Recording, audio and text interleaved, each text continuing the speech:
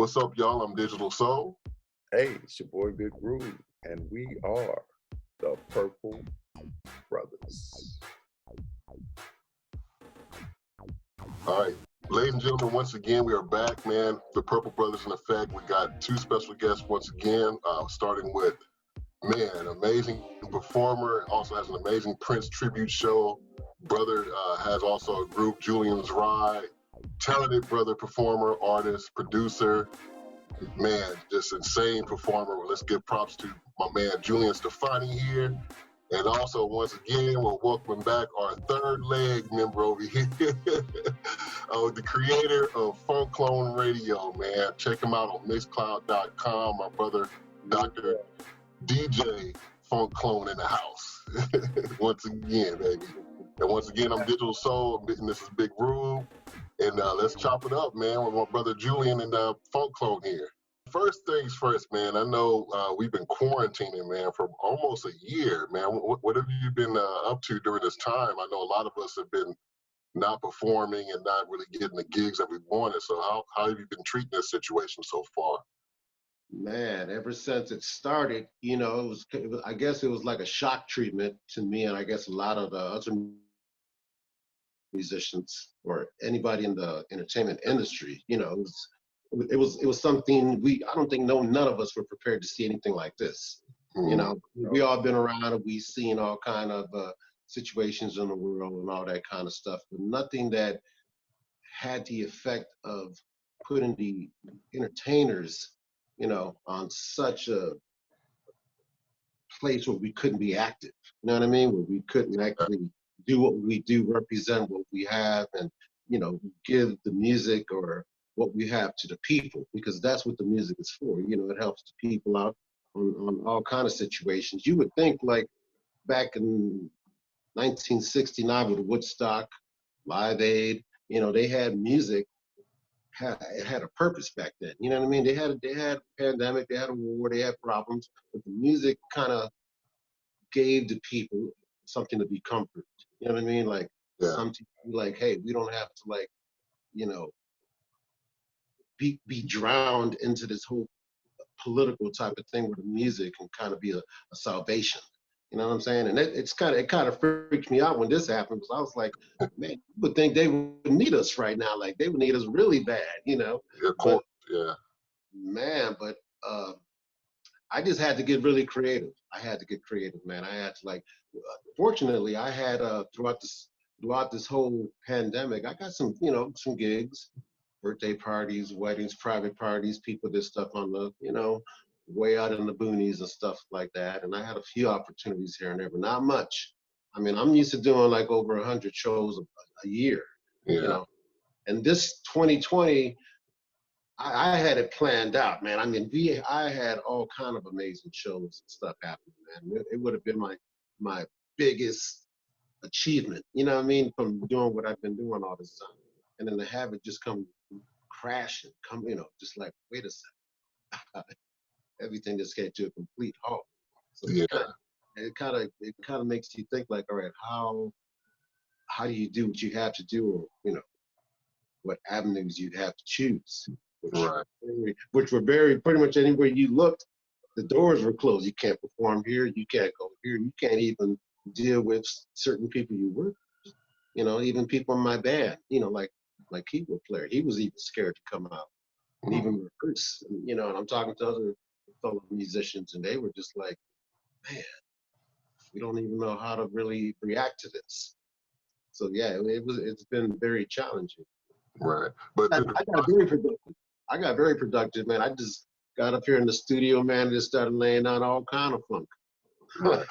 That actually was my next question, because I know, you know, we had this time, and you actually got a project coming up next month out of all this. So why don't you take some time to go ahead and talk about that a little bit, the new project coming in January. Yeah, I decided to, like, shift gears a little bit. You know, because I've always been releasing a lot of funky stuff, but I decided to go a little bit more on the funk rock tip a little bit, just because that's kind of like where I've been rooted. You know what I mean? When I started playing music, you know, the rock has always been a big influence with me and all that kind of stuff. So I just decided to put this killer ass, you know, LP I'm putting out in January, man, and it has like some amazing freaking ass music on there.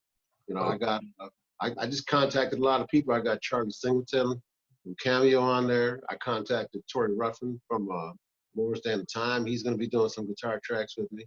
Yeah. And the stuff is going to be insane. It's going to be insane.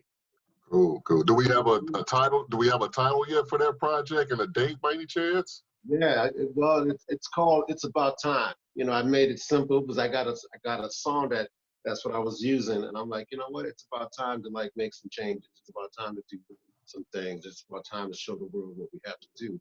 You know, Yeah. and I decided to take a certain selection of songs and make the messages a little bit more unified with the people. You know what I mean? Because I can always talk about sex, funk, rock and roll, and all that good stuff. That's easy. But I'm like, you know, the world is in need right now. And I'm like, all right, I got to keep the music funky. I got to keep it sexy. I got to keep it all driven. But I want the message to be a little bit more for people to be like, all right, we need something now. Yeah. We got kind of pushed to the side or we got lost a little bit. You know, everybody's, their Yeah. mind all kind of like disoriented with this whole COVID and pandemic and, you know, crazy president we got up in there. You know, so I'm like, hey, I got something to say. A lot of people do. Absolutely. Yeah, no doubt. Yeah, in the meantime, I mean, I had Paul participate in this video for a song I did back then when George Floyd, the unfortunate death of George Floyd, I wrote a song called We Are One. And Mhm. what I did with that song was I just contacted a whole bunch of people and I said, hey, send me a 4-second clip of you putting up your index finger like this to represent, you know, We Are One. And I put this video together with this song and it turned out to be pretty good. Yeah, I actually saw that video. It's very good, man. Very, very, very good song. I love it.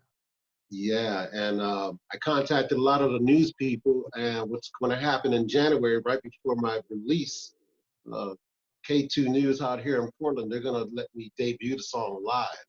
I mean, the entire song live, playing it live right before this inauguration go on with this with our new president.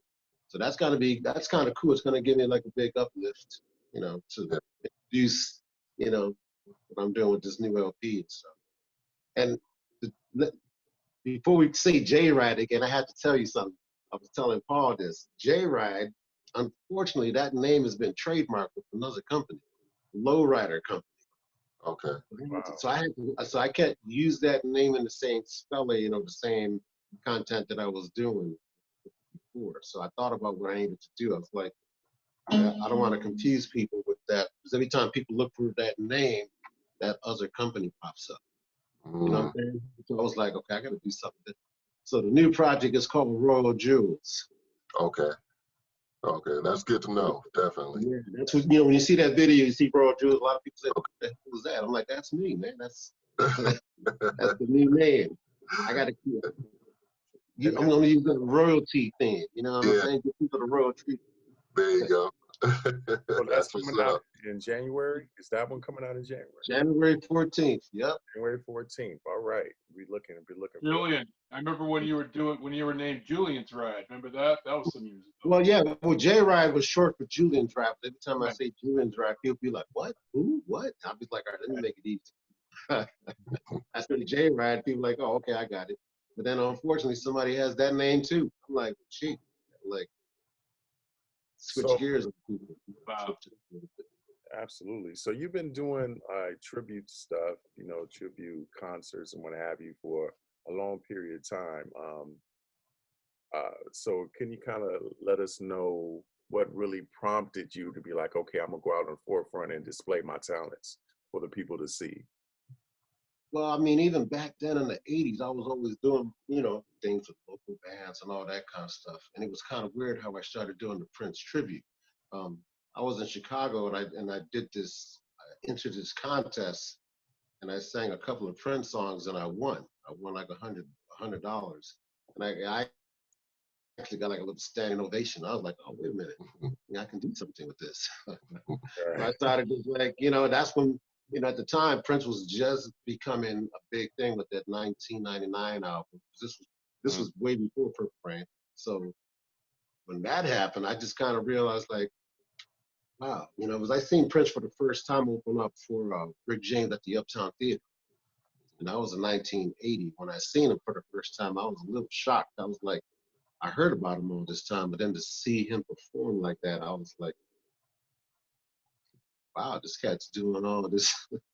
Mind blowing, This huh? just straight up raw funk. You know, it was a smaller unit than all the big bands like Rick James and Cameo and the Barcades and Earth, Wind and Fire. Everybody had the big bands, and this cat comes in left field and just kind of, you know, just kind of took over the scene. You know, and I was like, wow.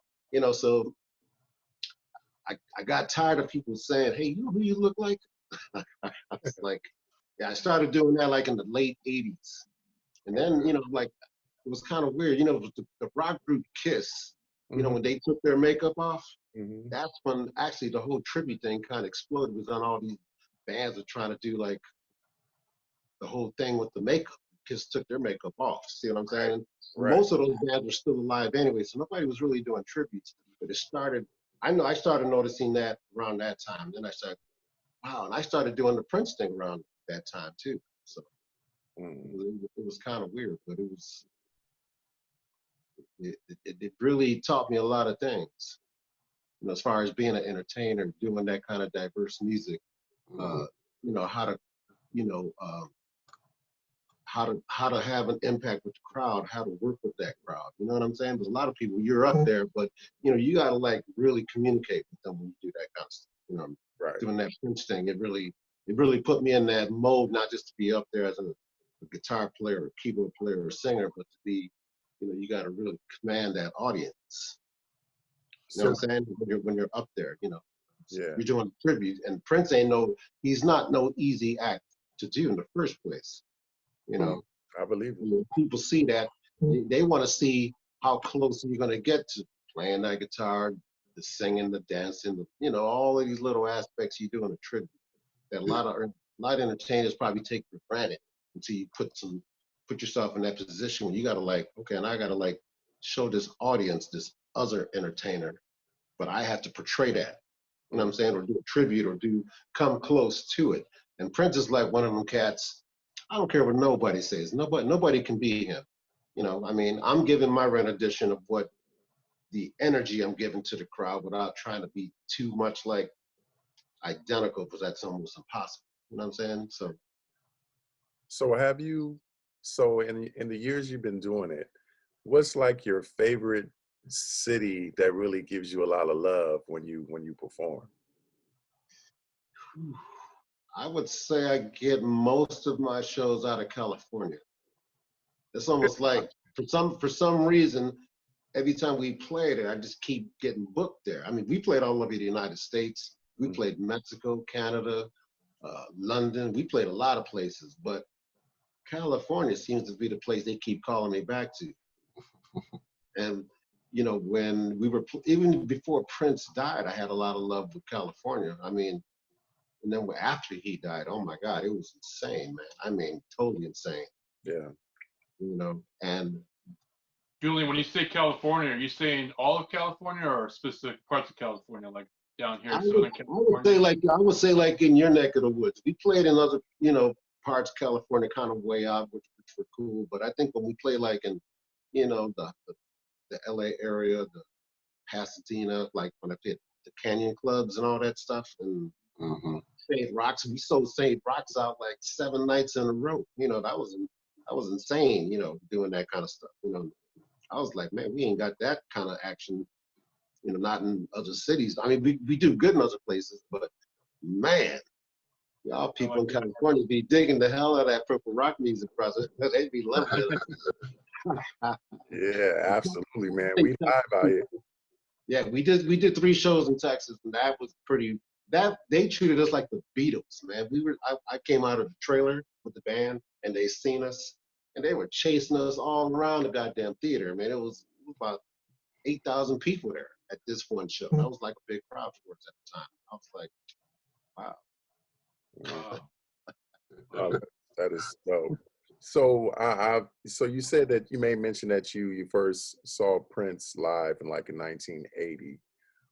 over the years, what would you say would be your favorite concert you went to involving Prince? You know, it was it the Purple Rain tour, or you know, the Welcome to America? What have you? I would say I think my favorites were definitely the 1999 tour when he had More Than a Time and uh, Vanity. yeah, Vanity Six, they call it the Triple Threat tour, whatever that was. Right. That was probably one of my favorites, man, because you know the time was giving Prince a run for his money. I mean, you know, it That was just awesome like tour. it was insane watching that show, man. You know, the Purple Rain thing was just like expected. Big movie, hit album. You know, that's when Prince was completely out there. You know what I mean? He was on top of his game. But the 1999 era was one of my favorites. That was Yeah, probably my favorite album too. Because, you know, Yeah. that was like watching him really just bust that shit out for the first time.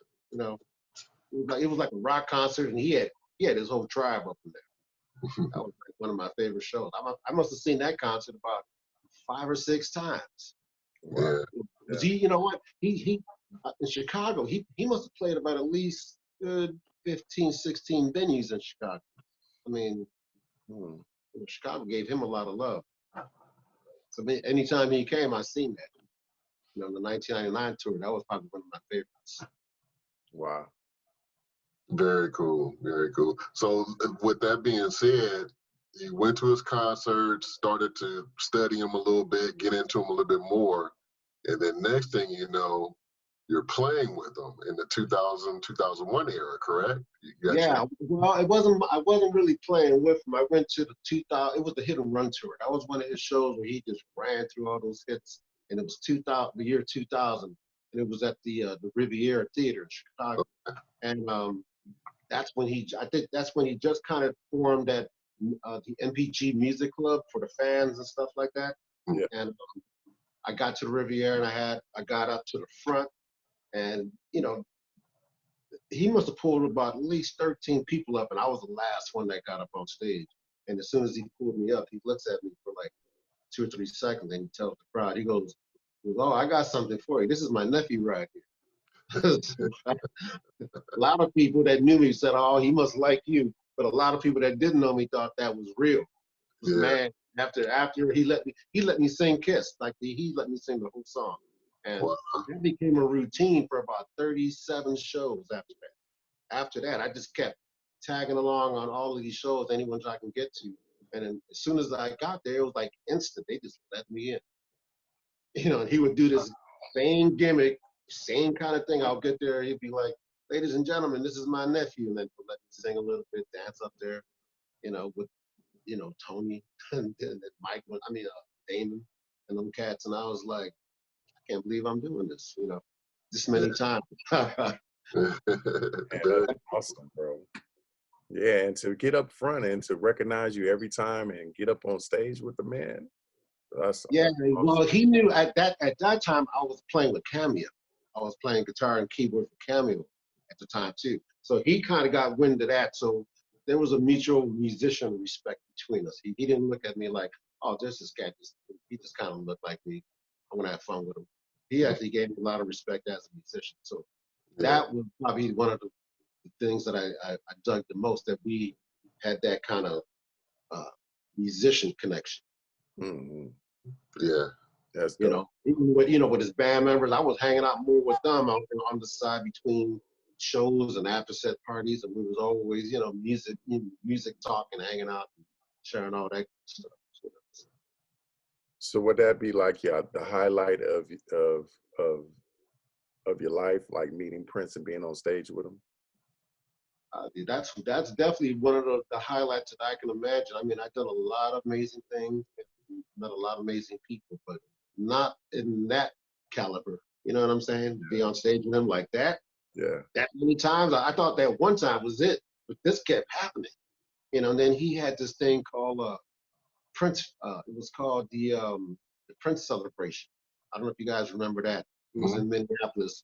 He was having those. He was over at Paisley Park and the concerts.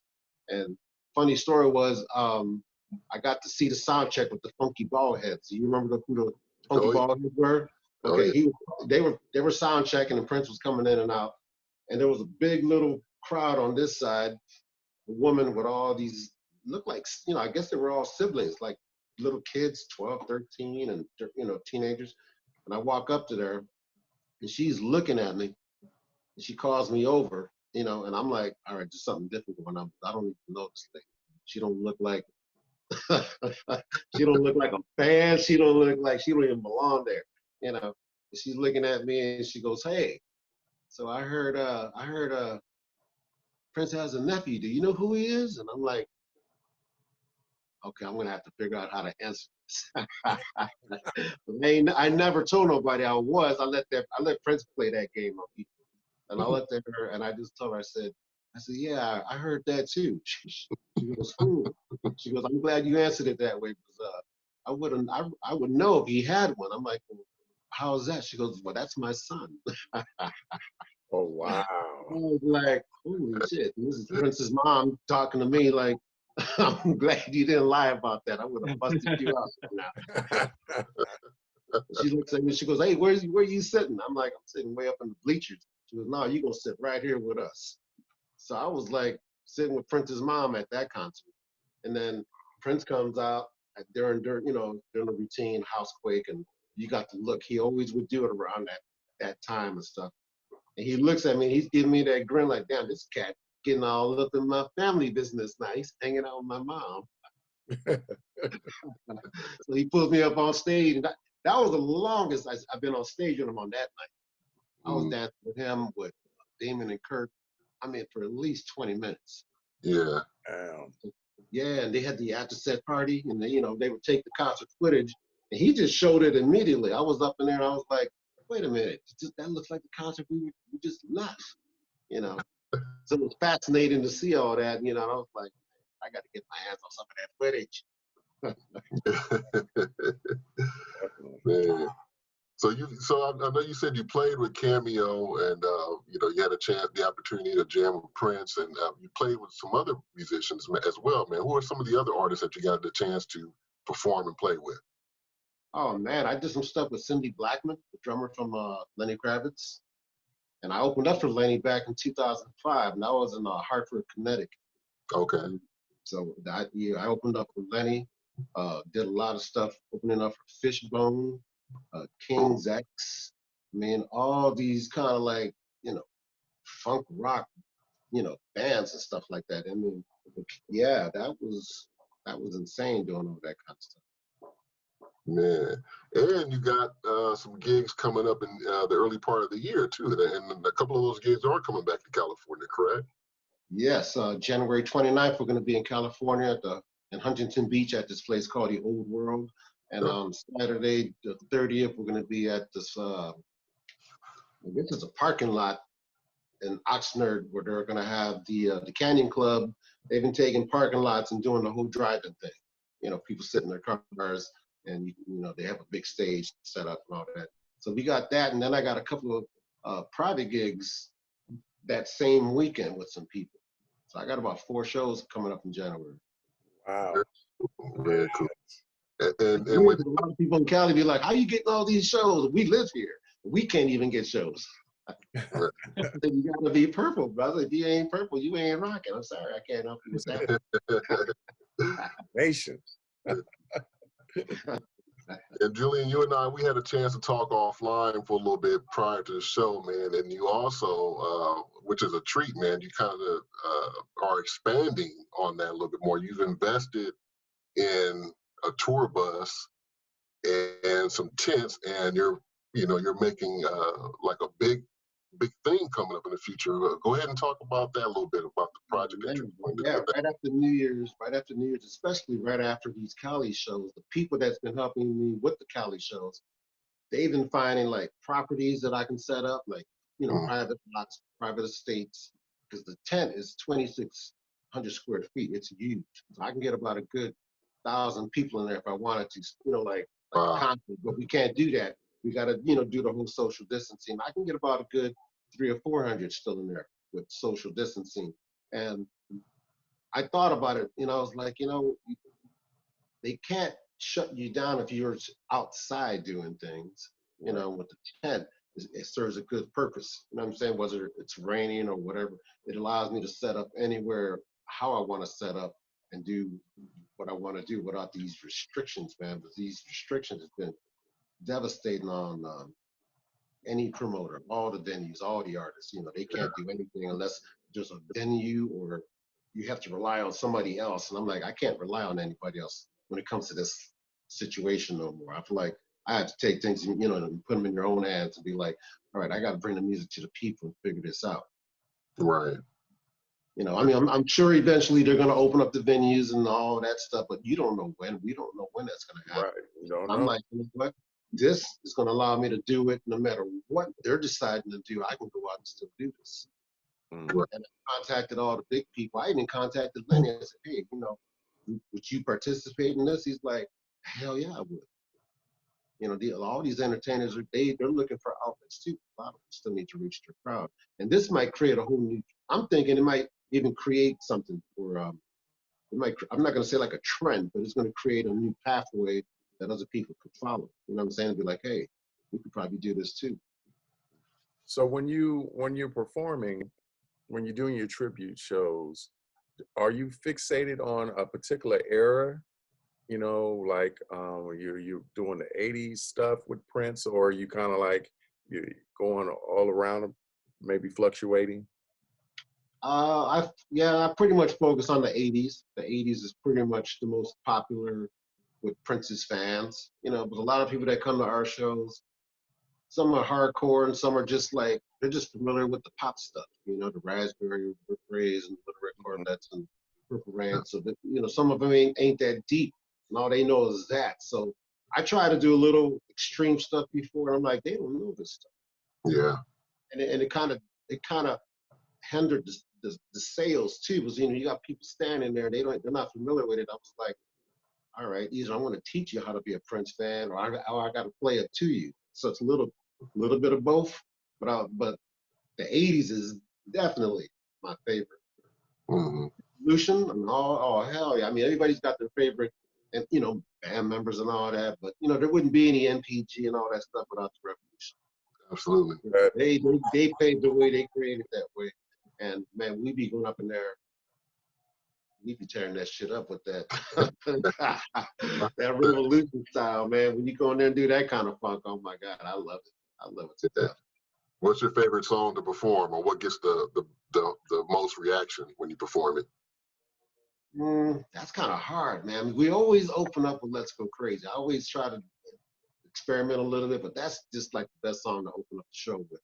Yeah. We open up with that. We go into 1999. We go into Erotic City, Little Red Corvette, Kiss, I Want to Be Your Lover. I just pound out all of those hits. But my favorite song to sing personally is The Beautiful Ones.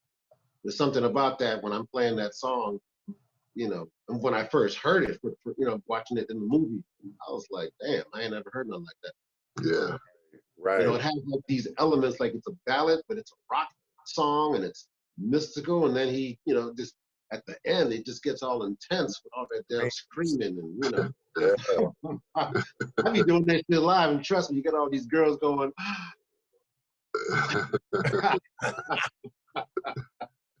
I'm like, oh, okay, I see what y'all like. Yeah,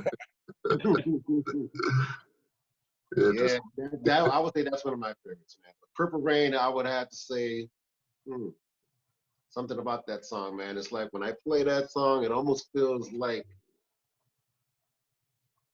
it's almost like I don't know how to explain it, man. I mean, especially when you're completely in tune with the audience. You know what I'm saying? Because they all got their favorites, but you know, now that he's not here anymore, that song always has an emotional effect with the crowd. You know what I mean? Oh yeah. I mean, you can just look at them and they are just bawling. You know, you can just tell you are in total alignment with them, man. And that song, it almost feels like there's a spirit that just jumps. It jumps inside the audience. It jumps inside me when I'm playing that song. Yeah. Playing it live. Oh man, I can't even say what it feels like. And I know Paul's been to some of my shows. He's seen what that's like when we be doing that song. You know. Yeah, it's you really do put a spell on the crowd for sure, man, for sure. You really do. Yeah, you know, I mean, everybody always thinks Purple Rain is like your favorite. I'm like, well, it's not my. I mean, I love it. It's not like my all-time favorite, but it's like to play that song live. Yeah, yeah. You can't. You will. It's just like I. And the last couple times I saw you, man, you know, it's been since Prince has passed away, and I remember you even got a little emotional doing that song the last couple of times I've seen you play it on stage. Yeah, You know? yeah. At the end, it's kind of hard because I'll be trying to sing, you get a little choked up because you just can't help but feel that lost, And you look at the crowd, and they feel it, and then you start to feel it even more. Yeah, it's definitely a spiritual, a real spiritual feeling when you do it now. It's got a spiritual thing to it now. You know, like it did before, but now it really does. You know. Yeah. So tell me, so what is like your favorite song ever from Prince? Like, what's your go-to? Like, even when you're not performing and you're just at home. If I was at home, I'd be just like this. Oh, should I turn it off?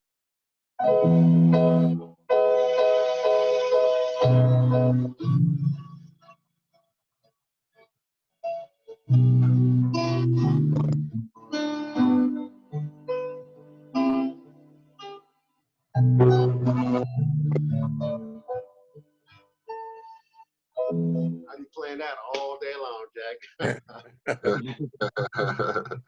Dope, and you got the light show comes with it too, huh?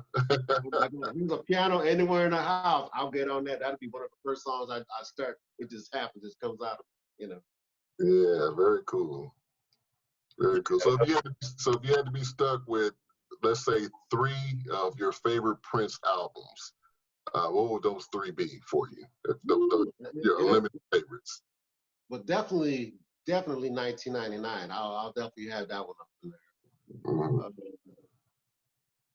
I'll have to include Purple Rain, and I'll probably have to go with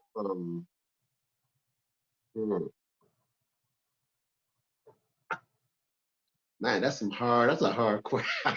A lot of albums you got to think about. But yeah, it's hard to choose 3 out of 30-some albums, right? 40-some albums. If I had to really just choose, like, if I really knew that if I chose these 3, I'll be good, I would probably pick the Controversy album, 1999, and Purple Rain.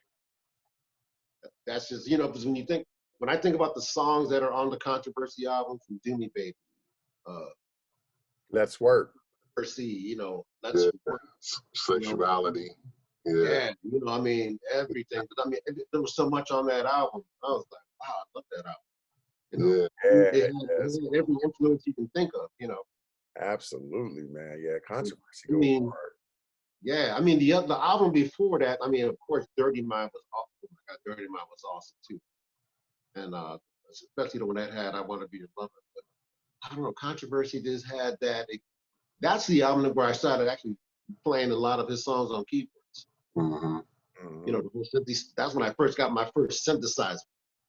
And I was playing I was playing Controversy, and of course, they had that synthy sound that Van Halen did, and I was just crazy about that synthy, that patch. Yeah. Oh my God, those would be my 3 first albums. Everything else would be like, falling behind. That boy's got so much music, it's hard to choose. Yeah, it really is. You know why? Because if you pick those 3, everybody's gonna know what's happening after that. Yeah, that's true. Those 3 albums laid the foundation for all the work that he did afterwards. Basically. Exactly. Yeah. Those three pretty much cemented the deal. Yeah, and plus I seen those concerts. There was just something amazing about watching him evolve from that year all the way, through the 80s and 90s, and watching him, how he just transformed. But I remember how he came out, and I was always fascinated from the beginning. When he opened up for Rick James, I was a big Rick James fan, still is, but I have to say Prince came out there with some fire. Yeah, changed the game. He came out there to do some serious ass kicking. He sure did. I mean, he opened up the show with Head. He didn't even wait. He just opened up that trench coat on that first song, and bam, the whole crowd was gone. They just Yeah. lost their minds. The women, they couldn't stop screaming. You couldn't even hear the music. Yeah, that one of the funkiest records he ever put together, man. Funky bass line, like Digital Soul. No, I love that whole album, but Yeah. because Which you one? got Head. Oh my God, Oh yeah. yeah. Oh my Woo. God. And the routine he did to that, the whole masturbating with the guitar and all that stuff, and Yeah. humping the stage. Yeah. And what was cool about that era too is every concert that he did during that time when he played Head, the guitar solo was always different. It was never the same. Yeah. Sometimes it was jazzy, sometimes it was fuzz rock. He always changed the solo during that breakdown of Head, which was super dope at that time. And Brown, Mark, and Bobby, they were laying it down too when they were doing breakdown. Oh yeah. Yeah. I don't care. Brown Mark is still my favorite bass player that Prince had. Yeah. All of them were good, but nobody did. They didn't do it the way Brown Mark did it. I mean, Brown Mark was like Prince's little shadow up there. Mm-hmm. Yeah, singing, all that stuff, and then just playing that shit. Right. Just solid bass playing, man. It was just real solid sounding. Man. I mean, if you closed your eyes, you almost couldn't tell who was who. I mean, that's how Brown Mark really got Prince's sound together. Yeah. Right. Like that bass line on "Let's Work" and "Head" and all that. Those bass lines are like, that's some of Prince's best signature bass, riffs right there. Right. Absolutely. Yeah, right in that era with those songs, and then you think about the Times first album when you had the stick and Get It Up. You had just the bass lines on there was just so crazy. Oof. Yeah. That was clever how he did that. How he used that little alias name. And I kind of knew. I'm like, this got to be Prince doing all this music. Oh yeah. I couldn't imagine the time. When I seen the Time album for the first time, I was like, all right, I know these are some Minneapolis cats, but for some reason I was like, that can't be them playing. But hey, when you watched them live, you were convinced. You'd be like, well, maybe it was, but right. It wasn't. Yeah.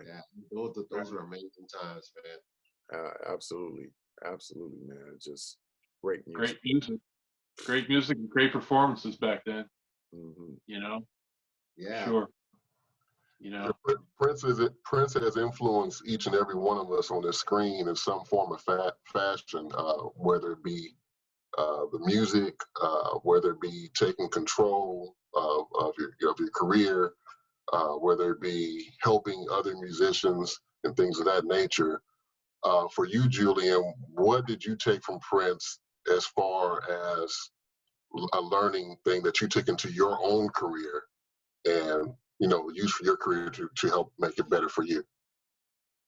Man, because when I was growing up, I had the same kind of characteristics, like loving to play different instruments, like songwriting, like different, all of these things. And watching somebody like him for the first time, I was like, wow, here's somebody who's actually doing something that it's right on my path. That's what I want to do. So watching him, I learned how to be a better songwriter, a better entertainer, how to compose the music from different versatility, from if it's a rock song or rock funk or pop, and how to mix it together and use these elements. And listening to him was like he was like a good teacher for that. You're seeing somebody who's doing something that you want to do, and it taught me a lot. And then the entertainer part, to be on stage and watch him do what he does on stage and how he did it, that was a great thing. But I'm saying, if I want to do a tribute, I have to do this. But I wanted to do that, but I'm like, I got somebody who's actually, laying down that path for me to follow, just like he did. You had James Brown, you got Sly, you got Jimmy, Santana. Prince took those elements and made it his own. And I'm like, for me, it was like the same thing. Watching him was just like, That's really laying on the groundwork for me to like utilize. Absolutely. Absolutely. You know, find my niche, find myself, but also have that, you know, what he's doing and throw that up in there because, you know, and there's nobody like him. Right, absolutely. And before we go, man, I want to just ask one question. Go ahead and explain the outfit in the back corner behind you, if you don't mind. Yeah, let's talk about that for a quick minute. Well, the jacket here, I designed the jackets. You know, I make the jackets and studs and all that. And I got these mannequins because, you know, when you make the jacket, you put it on the mannequin. You know, she's half naked up there, you know. I just got a whole bunch of that in my house, you know, but it looks cool. I mean, you know. Yeah. So as far as the fashion, you said you made that. You did mention that you're into fashion. So what other projects have you made as far as pants or any clothes or anything like that? Oh yeah. I made all kinds of stuff. That was like a thing I've been doing all along. It's kind of weird because when I first started doing the Prince tribute, I couldn't afford to get outfits made. I was kind of like taking scraps and cutting them off and gotcha. So it became a habit. Next thing I know, I'm like designing my own clothes and doing all kind of stuff. So yeah, I just started doing it. I had a store about several years ago in Portland. Right. And it just became part, you know, because music and fashion is, you know, it's like this, you know, you got to have both of them. Absolutely. And I said, you know what, I'm just going to let it all come out, you know? Yeah, I heard that, man. That's dope, man. We appreciate you sharing all of this with us, man, because you got your hands in so much, man. You're just multi-talented. And we thank you for taking time out to, you know, to share your journey, talk about your career, talk about your time with Prince and what Prince did for you, you know, as far as the influence on your life and your music and things of that nature. And before we depart, Julian, man, I want you to go ahead and share with everyone where they can find you on Instagram, Facebook, also confirm the date and the title of the new project for our audience as well, if you don't mind. Yeah, on Facebook, they can find me with my name, Julian Stefoni, on my personal page. I got a Royal Jewels page and I got 2 Erotic City pages. Okay. And then on Instagram, they can find me on Julian Stefoni. I'm also on Twitter with that, you know, my name and stuff like that. January 14th, I'm going to release the album in its entirety. I'm going to do a full-blown live stream listening party. And, you know, I want everybody to see it, not just to hear it, but I want them to see how I want to put this out there and let them see what, you know, what's coming in 2021. Yeah. And I'm going to have a couple of video trailers coming out actually right next week. So you're going to get a little taste of what's happening, what it's going to look like, you know. Now, all I can say is going to be, it's almost like taking a little bit of little P-Funk, a little old school Prince, you know, a little bit of the glam thing, you know, because I'm all into the whole theatrics. You know, I love doing that kind of stuff with the whole show. Because when you grew up in the 70s, man, and you see all these bands, how they did that. You know, everybody was on top of their game. I mean, everybody. Right. You know, and for some reason, you know, you don't see funk bands no more. So it's like a lot of that has kind of like, where did it go? You know, and I want to bring that back. Absolutely. Yeah, that's missing. Yeah. This generation is missing out. They don't even know that what they're doing, it came from our generation first. Absolutely. So here on the Purple Brothers, y'all heard it first, man. Julian Stefoni's got some shit coming up. Y'all stay and watch him on IG, Twitter, Facebook. The Royal Jewels CD coming out January 14th. Got some concerts coming up later part of January in Southern California. Stay tuned, man. 2021 is going to be a blast for my boy Julian, man. So you guys jump on that Purple ride and join them. Yeah. So as always, we're going to close out saying, hey, it's Purple Nation, baby. Purple Brothers, we out. Yeah, we thank you very much. Thank you to Julian, and thank you, brother DJ Funkclone. Yeah. Take care of one another, love for one another. We love y'all. Peace. All right, man. See y'all in 21. Yeah.